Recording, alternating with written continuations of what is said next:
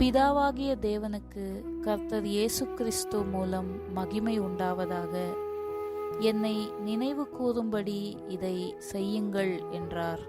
பஸ்கா கால சிந்தனைகள். நமது பஸ்கா ஆட்டுக்குட்டியாகிய இயேசு.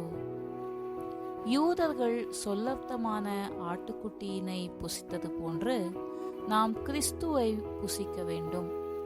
யூதர்களுடைய பசியினை தூண்டினதும் பசிக்கு உதவினதுமான கசப்பான கீரைகளுக்கு பதிலாக நமக்கு கர்த்தர் ஆயத்தம் பண்ணினதும் பூமிக்குரியவைகள் மீதான விருப்பங்களை மறந்து போவதற்கு உதவுவதும் ஆட்டுக்குட்டி மற்றும் புளிப்பில்லாத அப்பமாகிய சத்தியத்தை புசிப்பதற்கான தீவிர பசியை நமக்கு கொடுக்கிறதுமான கசப்பான அனுபவங்களையும் சோதனைகளையும் நாம் பெற்றிருக்கின்றோம்.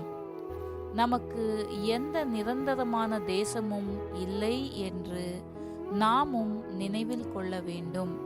பரதேசிகள் போலவும் யாத்ரிகர்கள் போலவும் கையில் தடி பிடித்து கொண்டவர்களாகவும் பரம கானானுக்கும் தேவன் வைத்துள்ளதான மகிமையானவைகள் அனைத்தினிடத்திற்குமான நமது பிரயாணத்திற்காக நாம் அறை கட்டி கொண்டவர்களாகவும் காணப்பட வேண்டும்.